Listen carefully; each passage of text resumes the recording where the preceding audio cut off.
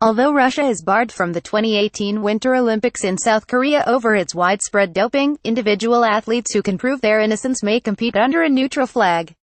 Russian figure skater Evgenia Medvedeva, shown at a competition in Japan in November, declined to say if she would participate under those conditions. KyungHoonReuters Despite hyperbolic language that Russia had been barred from the 2018 Winter Olympics, in truth it may have gotten off fairly lightly for undermining the previous Winter Games, which it hosted, with systematic doping. Russian athletes will still be allowed to compete in February in South Korea if they can show they have passed rigorous drug screening protocols. And they will wear uniforms that identify them as an Olympic athlete from Russia instead of as an independent athlete. Yes, the Russian Olympic Committee has been suspended, and its athletes would not march under the Russian flag at the opening ceremony or hear the Russian anthem played. If they win gold medals, they will hear the Olympic anthem. But the punishment would have been much harsher, with a prohibition of all Russian athletes. The International Olympic Committee's decision will be seen as more than fair in the international sports world. The committee penalized Russia for its widespread doping program but kept the door open, perhaps widely, for athletes who could show they have been tested regularly and have not been caught using banned substances. The rights of the individual Russian clean athletes need to be protected. Samuel Schmid, a former president of Switzerland who led a commission that examined the elaborate Russian doping system, said at a news conference on Tuesday. Some of the current top Russian athletes seem unlikely to have been involved in the doping scheme at the 2014 Winter Games in the Black Sea resort of Sochi, Russia.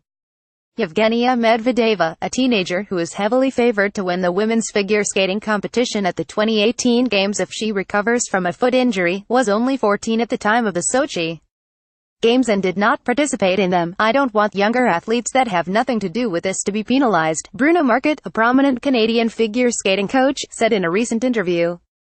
"But I want the truth to be exposed, still, by permitting compliant athletes to wear Olympic uniforms identifying them as Russians at the 2018 Games." The IOC went to great lengths in an attempt to avoid any call for a boycott, which presumably would come from Russian President Vladimir V.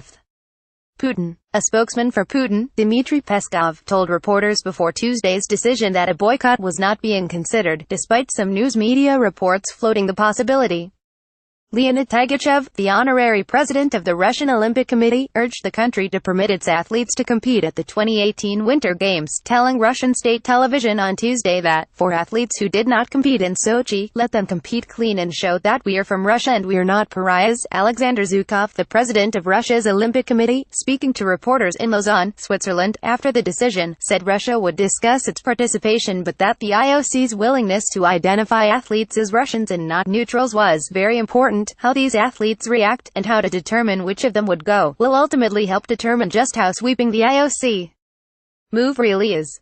Medvedeva, the figure skater who also traveled to Lausanne to help plead Russia's case, declined to say whether she would compete at the Games under conditions prescribed by the IOC.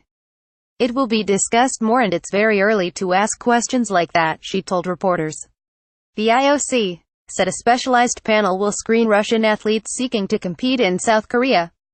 The criteria include not having any previous doping violations, agreeing to undergo pre-games testing and complying with any other testing the panel imposes. Yet even with this panel, the IOC will face an uncomfortable truth. It is almost impossible to know whether an athlete is truly clean of using banned substances.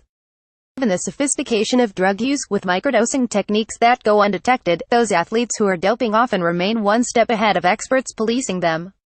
It will mean almost nothing that a particular athlete from Russia or any other country has passed a series of drug screenings, as we have learned in past scandals, including those involving the cyclist Lance Armstrong and the sprinter Marion Jones. These days, the IOC has often been reduced to embarrassing retrospection, taking medals away from athletes and rewarding them to others years after a particular Olympics ends. When urine samples are retested for prohibited substances by more sophisticated technology, there will be a ceremony in South Korea to award such medals. Revelations about the state-sponsored East German system of the 1970s and 1980s did not deter widespread use of banned substances. Neither did a gold medal stripped from Ben Johnson, the Canadian sprinter who tested positive for steroids after winning the 100 meters at the 1988 Summer Olympics in Seoul, South Korea. Nor did the discrediting of Jones, who won 5 medals at the 2000 Sydney Olympics. The IOC has been widely criticized for indifference toward doping through the years.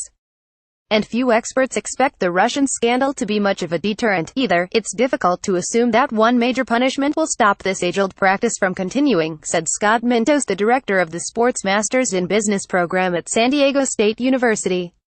A version of this article appears in print on December 6, 2017, on page B7 of the New York edition with the headline "It Could Have Been Worse for Russia."